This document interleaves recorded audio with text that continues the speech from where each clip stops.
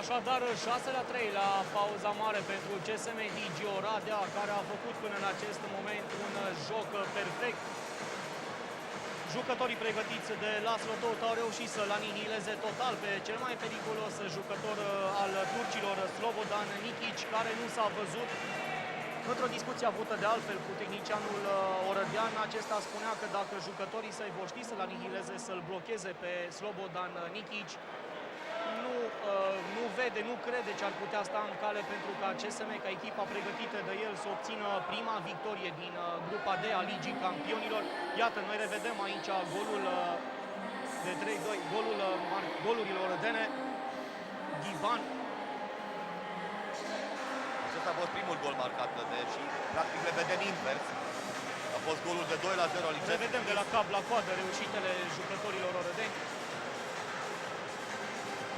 Laszlo Tot era extrem de optimist înainte acestui joc, nu s-a arătat deloc speriat de vedetele pe care turcii le aliniază în grupele Ligii Campione, pentru că, așa cum vă spuneam și la începutul acestui joc, în campionatul Turciei, stranierii nu au voie să evolueze decât unul singur în primul 7 al echipei, astfel că turcii îi folosesc pe acești jucători mai mult în cupele europene. De aici și forța lor și rezultatul de 5-5 care a surprins pe multă lume la Belgrad, însă nu și după... Da, dar aceste reușite, Nică, așa cum spui tu... Valoarea pe care o au acești jucători, Victor. Mai erau 4 minute din acel meci, 5-2 conducea Partizan și s-a terminat 5-5 cu 3 aruncări fenomenale de la distanța lui Smith și Nikic. Iar câștigă băieții ăștia mingea. Să sperăm, Victor, că istoria jocurilor dintre cele două echipe, pentru că trebuie spus faptul că sunt mai vechi cunoștințe. De fiecare dată i-am învins pe turci, într-adevăr, atunci nu aveau aceste valori în lot, acești jucători exponențial, am putea spune. Jucători de mare valoare. Vorbim de aici de medaliați olimpici, de câștigători de Champions League. Este fault în atac, decide aici arbitrul spaniol, Tejido. Jaume Tejido este ajutat, de fapt, sunt doi arbitri, celălalt este rusul Galkin, Alexander Galkin. 6-3 în sfertul 3, abia debutul acestui sfert în care Nikic pasează spre Bașcovici. Este posesie pentru echipa turcă. Iată angajarea centrului și vine eliminarea. Este corect. A fost corectă decizia. Bucilă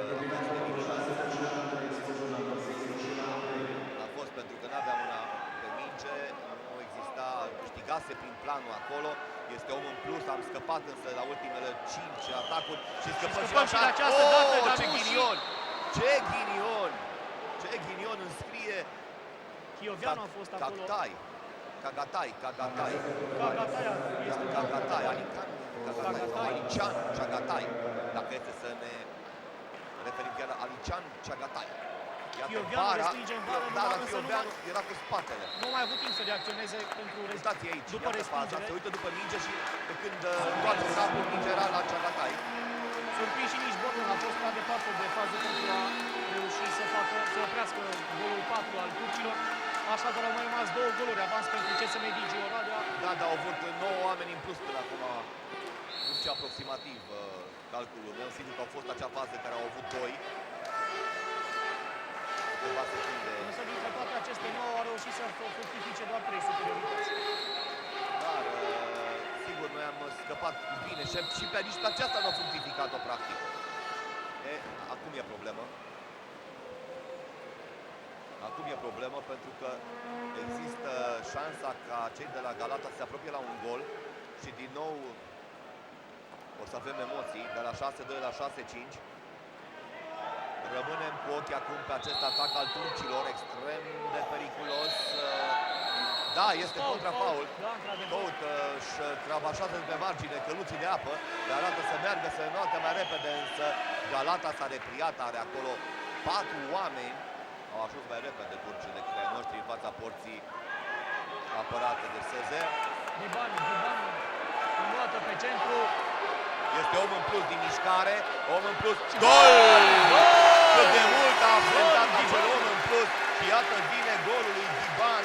Ghiban, cel care a marcat primul gol al nostru de această seară. reușește să ducă scorul la 7-4, exact omul în plus, se striga de aici, pas, Ivan a făcut, toți spectatorii strigau pas și a făcut bine că n-a ascultat de spectator, ci a ascultat de instinctul său de jucător, de aceea oamenii sunt în tribună și jucătorii sunt în teren sau în bazin după caz. 7-4, au trecut 2 minute și ceva și un pic din acest sfert.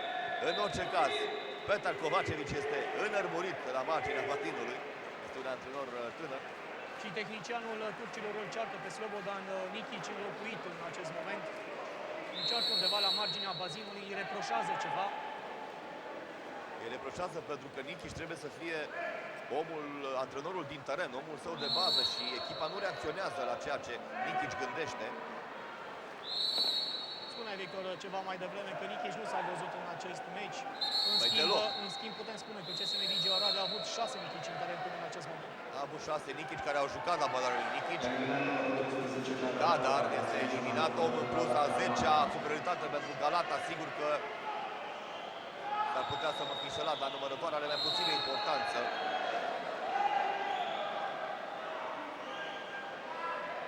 Sunt mai multe, sunt 12. A căutat colțul lung cu evitarea fundașului din fața sa, cu evitarea lui Dunca.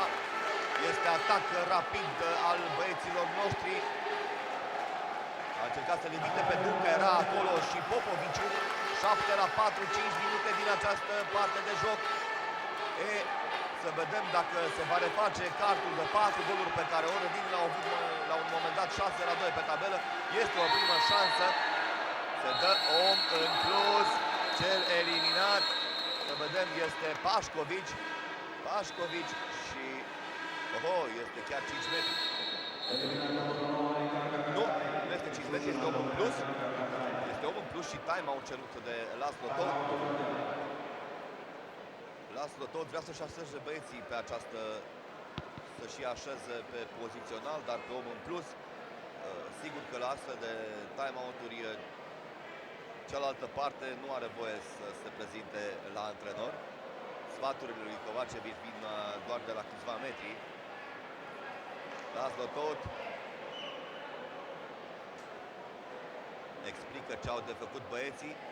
Încearcă, iată-le așa, arată succesivă de 2 ori. Succesivă Ciprian Câmpianu, antrenorul secund este în dreapta sa. Să meargă succesiva. Să vedem dacă o dată și încă o dată. Încă o dată de 2 ori le-a arătat să meargă de 2 ori succesiva până când vor găsi posibilitatea și momentul șutului. Ei bine, vom vedea. Știi cum e cu diferențe teorie și practică. Gogola și începe atacul cu om în plus al echipei CSM, care se poate distanța din nou la 4 goluri. Se duce mingea, nu se duce pasele.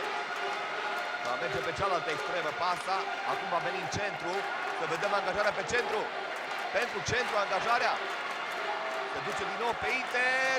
Boton peste poartă. Sezer a scăpat de această dată.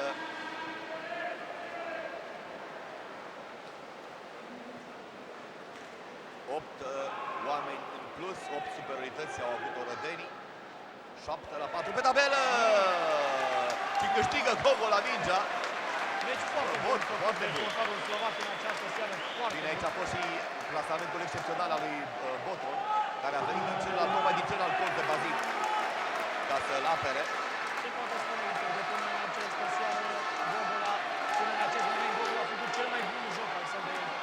Nu este nimic, nu este nimic. Nu este nimic, nu se oferă nimic, însă pierdem, Oradea pierde posesia. Centrii s-au bătut, centru cu fundașul acolo, dar nu s-a dat nimic. Și iată eliminarea lui Alex Ghiban. Acum au cerut ei time-out. Este un moment important al acestei partide din punct de vedere al economiei scorului. În sensul că turcii vor încerca și vor trebui, dacă vor să rămână în meci, să marcheze la această fază. Suntem chiar la jumătatea sfertului 3.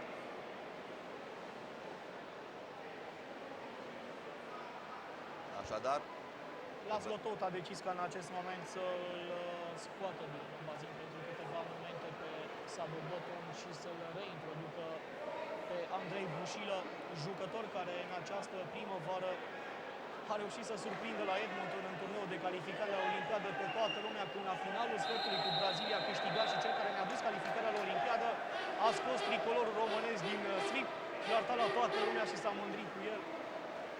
Da, clubul din Istanbul are 18 echipe, iar dincolo de cea de fotbal regăsim echipa de formulă care a participat în cursele autorezervate marilor cluburi de fotbal europene, Formula Superliga, piloții pentru Galata italianul Alessandro Pierguidi, înlocuit acum cu francezul Tristan Gomendi. Revenim la polo, atac în superioritate numerică al echipei turce. Smith pasează în lateral, vine mingea pe extrema stângă. Apără Gogola! Este posesie tot a lor. Gogola scapă și de această dată. Este. S-a transformat într-un adevărat suporter al echipei orătene. Iată această aruncare, apără Gogola, posesia revine. Aruncă însă pe lângă poartă, a aruncat acolo și Sutalo, după ce Pașcovici trimisese în Gogola. 7-4, se țin bine orădenii, se țin bine în meci și ar fi o victorie de maximă importanță în tentativa de a se... scăpat mingea. A scăpat mingea, se întâmplă, s-a întâmplat când nu trebuia într-un meci cu Canada aici, cu 5 secunde, când aveam nevoie de gol, cu 5 secunde înainte de final. Iosef și cu Bonca au scăpat mingea consecutiv la aceeași fază, marcam și eram și la Olimpiada la Beijing. Au ratat acea șansă, ce meci de groază, horror.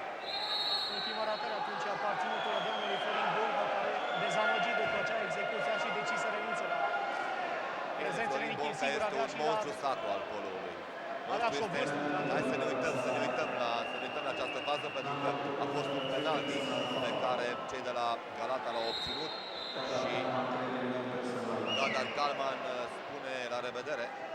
3 eliminări pentru Kadar. Ne vom apăra fără unul dintre cei mai buni fundași din lume la această oră. Este penalitate. Să vedem, trebuie să execute din prima, deci nu există voie de la fentă. Din prima, ei și arunci, aruncare de la 5 metri înainte, această execuție de la 4 metri. Chagatai este cel care... Gol. 7-5, gol marcat de Alican Chagatai. Alican Chagatai, 7-5. Gogola a plecat în stânga, Chagatai a întors în trimpoanie și a aruncat în dreapta acestuia. 7-5, mai puțin de 3 minute din acest sfert. Oradea trebuie să țină măcar acest card de 2 goluri de care are nevoie. Bine, important este să marchezi cu un gol mai mult ca adversarul și tot e de ajuns pentru a obține cele 3 puncte care se dau la victorie. Din această grupă se califică primele 4, clasate sunt 5 echipe, însă toate sunt un veritabil echilibru. Poate că Seged este peste, însă celelalte 4 ar putea pune și Partizanul. Scăpăm această posibilitate, nu am fost acolo sincronizați, nu a fost nici decis conducătorul de joc pe pasă, care trebuia să o dea spre Dunca și iată că se păstrează scorul de 7-5. Nici nu au fost prea multe soluții, Victor, pentru că soluția era șutul. Turcii au luat o apărare om la om, într-adevăr, soluția era șutul, însă știi cum e, de aici din tribună se vede mai ușor, în vreme ce băieții simt altcumva jocul de la nivelul la apel. Sigur, băieții noștri încearcă să obține exact asta, au făcut și ei ceva mai devreme. Asta au făcut și ei la faza precedentă. Mai erau puține secunde și au încercat să obțină omul în plus și timp de atac complet. Asta au făcut acum și jucătorii de la Galata. Au încercat să obțină omul în plus. 7-5, 100 de secunde. 3 dintre jucătorii turcilor sunt și ei pasibili de a spune adio acestui joc.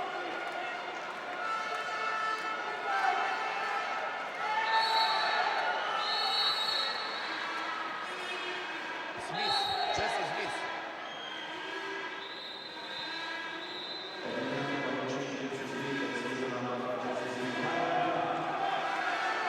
Jesse Smith, un jucător care este la al treilea popasă, ca să spunem așa, prin Europa, a mai trecut prin campionatul BCA. Hai să vedem, să ne concentrăm, să dăm noi gol de aici. Gol! Gol! Am văzut, ai văzut, ți-am spus eu. Să ne concentrăm, să Își bage portarul mingea în poartă. Centrare bună. Alex Matei.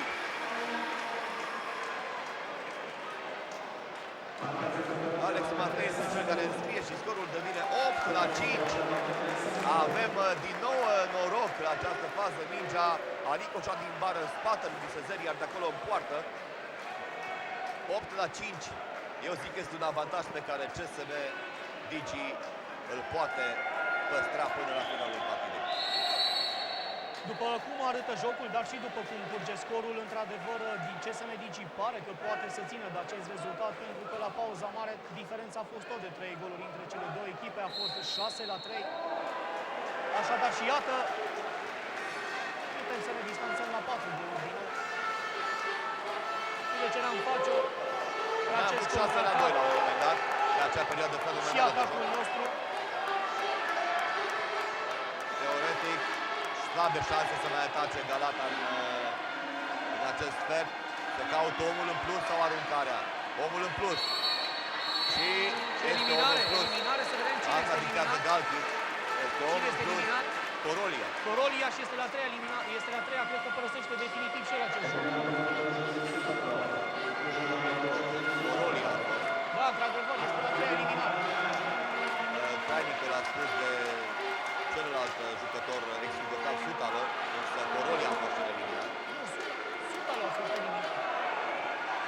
Sutalo și eliminare definitivă pentru Sutalo. Este și la 3 eliminare. Gol, Gol, Boton! gol, Boton! gol, Este Boton! gol, Boton! Am și spus înainte că va fi gol, am simțit că va fi golul lui Boton.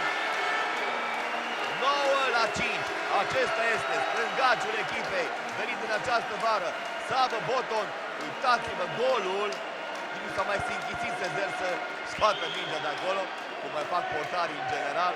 A fost un gol clar, 10 secunde și la scorul de 9-5. Cred că ecuația calificării este rezolvată. Managerul turcilor are ceva de reproșat în ceea ce privește timpul de atac al orădenilor. Într-adevăr, pare să fie o mică problemă cu Este la 5 metri de noi. tabela care... Da, Protestează. să mai erau 10 secunde, într-adevăr, par să fie ceva probleme tehnice cu cele 4 tabele care indică timpul de atac. Managerul turc protestează în continuare la cel care este desemnat să fie observatorul acestei partide. E vorba despre muntenegreanul Dragan Raicevic. Protestează în continuu, este chiar în fața noastră la 4-5 metri de noi. Da, Și este vorba arată... de managerul Bakur Dagdevedien. El este cel care reproșează ceva, însă, într-adevăr... Cronometrorul Laszlo Vecherdi i-a explicat ce s-a întâmplat. Este nemulțumit. Într-adevăr, Victor, au fost ceva probleme. O tabela care arătă timpul de atac s-a oprit la 10 secunde, dar s-a oprit la 10 secunde în care noi imediat am și aruncat. Deci nu a fost o...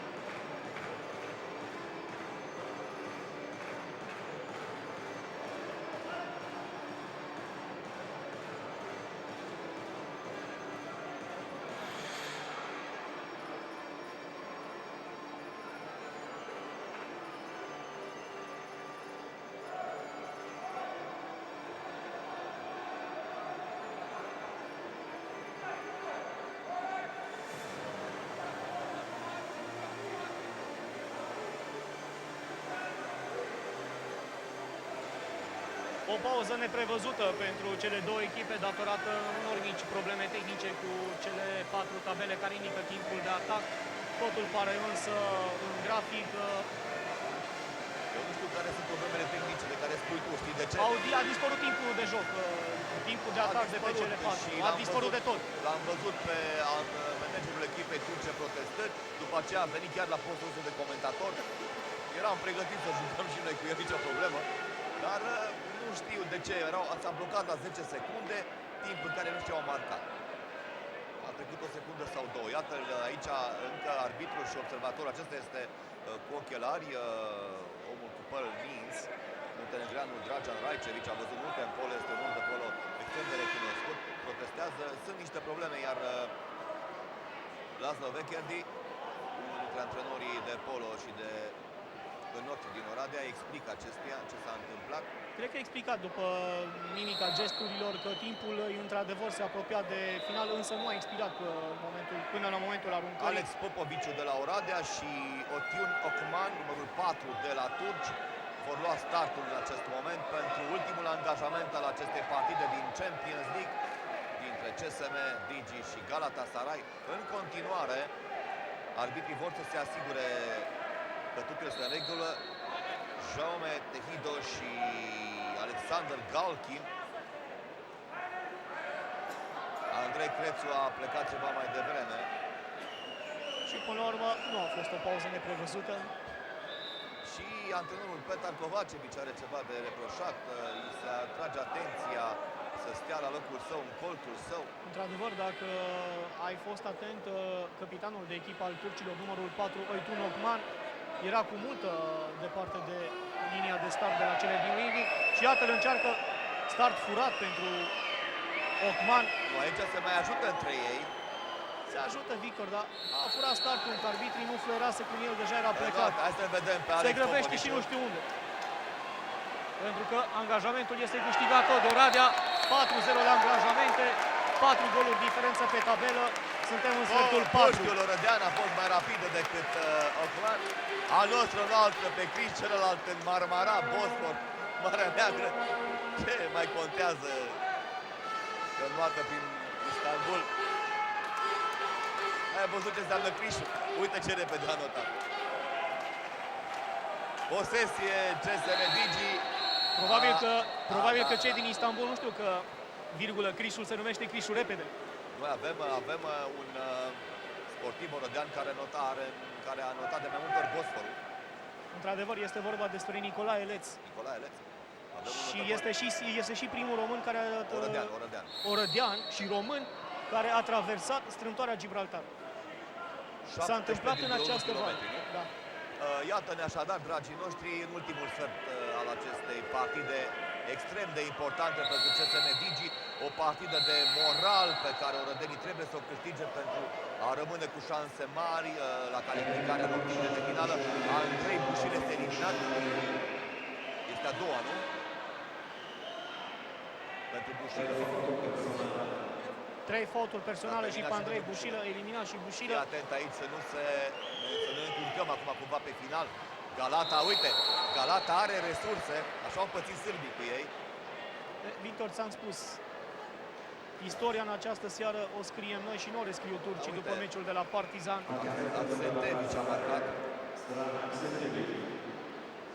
La jucătorul cel care a marcat, jucătorul cu numărul 12 la turci, are și el 2 eliminări, ar trebui să fie atent și el, pentru că din Aksentevici s-ar putea transforma rapid în Absentevici. Absentevici, ai dreptate. Hai să vedem, Bosforul sau Crișul? Eu mizez pe Crișul, așa cum am făcut-o și înainte acestei. Am secat Crișul în această vară, dar... Delfinii noștri au notat lângă el. L-au notat pe lângă, da. Chiar la 20 de metri, cât de aici până la Crișul. Dibana are angajament în adâncime acolo și sar 3 jucători pe Mihnea Chioveanu. Nu s-a dat nimic, într-adevăr, nici nu a fost nimic. N-a putut să câștige prin plan acolo cu Jesse Smith, numărul 5, și coptarul Pașcovic. Și iată atacul rapid al echipei din Istanbul. Jesse Smith, așa cum spuneam, Victor, un jucător care a mai trecut. Important că ne repriem bine, Nic. Aia e important. Ne repriem bine, avem 3 goluri pe tabelă, mai sunt 6 minute, teoretic, avem meciul în mână. Și nu suntem noi cei care ne grăbim, sunt turcii, ceea ce ar putea duce, iată, la greșeli în atac, care ne pot pune mingea pe tavă și în același timp să ne ofere posibilitatea unui contraatac. Alex Ghiban la jumătatea bazinului. Pe extrema dreaptă, o angajare, schimbă partea pentru Crețu. Andrei Crețu. Andrei cu Ochman acolo. Și din nou o apărare om la om a turcilor. Popoviciu a aruncat în primul om, într-adevăr. Alican Ceagatai a întins acolo bine mâna și balonul s-a oprit. Să știi că Ceagatai are față de primul 7, chiar dacă au 6 străini și un portar turc. Ceagatai a făcut un meci foarte bun, a suplinit practic absența din joc al lui Nikic și este omul plus pentru